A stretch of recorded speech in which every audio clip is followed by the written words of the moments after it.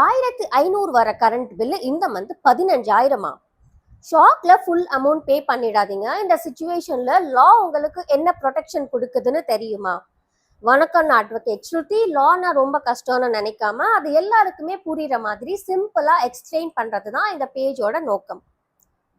அன்எக்ஸ்பெக்டடா ரொம்ப அதிகமா electricity bill வந்தா பயந்து உடனே ஃபுல் அமௌண்ட் பே பண்றது தான் நிறைய பேர் பண்ற தப்பு. ஆனா உங்களுக்கு இந்த பில் கரெக்ட் இல்லைன்னு தோணுச்சா, அதை கொஷின் பண்ற லீகல் ரைட் உங்களுக்கு இருக்கு. And step 1, raise your objection. முதல்ல உங்க எலக்ட்ரிசிட்டி பில் மேல அப்ஜெக்ஷன் இருக்குன்னா டான்கெட்கோக்கு அஃபிஷியலா கம்ப்ளைண்ட் கொடுங்க.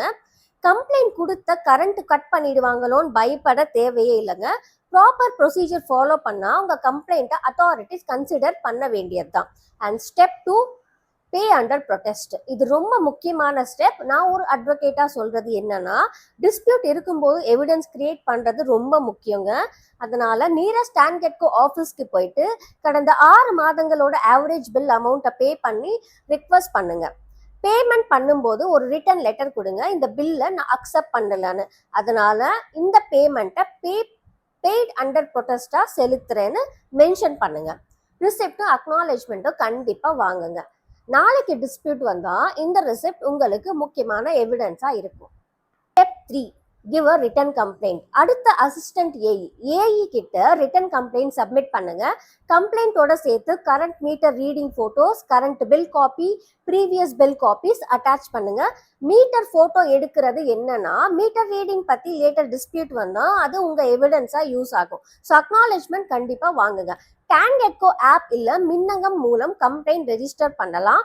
ட்ராக்கிங் ஐடியும் சேவ் பண்ணுங்க. ட்ராக்கிங் ஐடி இருந்தா கம்ப்ளைண்ட் கொடுக்கவே இல்லைன்னு யாருமே சொல்ல முடியாது.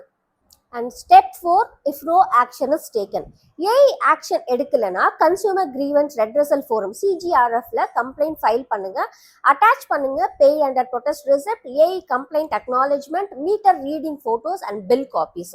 ஒரு லீகல் கேஸ்ல டாக்குமெண்ட்ஸ் தான் அதிகமாக பேசும். அதனால எல்லா ரெக்கார்ட்ஸும் சேஃபாக ப்ரிசர்வ் பண்ணுங்க. ஜென்ரலி சிஜிஆர்எஃப் கம்ப்ளைண்ட்டை 60 நாட்களுக்கு டிஸ்போஸ் பண்ண வேண்டியது. So step 5, still not resolve. CGRF டிசிஷனில் சாட்டிஸ்ஃபேக்ஷன் இல்லைனா எலக்ட்ரிசிட்டி ஆம்பட்ஸ்மேன் கிட்ட அப்பீல் பண்ண முடியும்.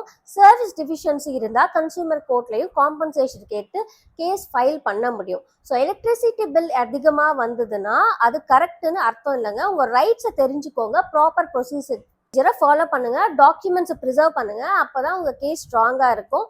அண்டர்ஸ்டாண்ட் லா, ஸ்டாண்ட் ஸ்ட்ராங். இதை மாதிரி சிம்பிள் லீகல் அவேர்னஸ் வீடியோஸுக்கு ஃபாலோ பண்ணுங்க.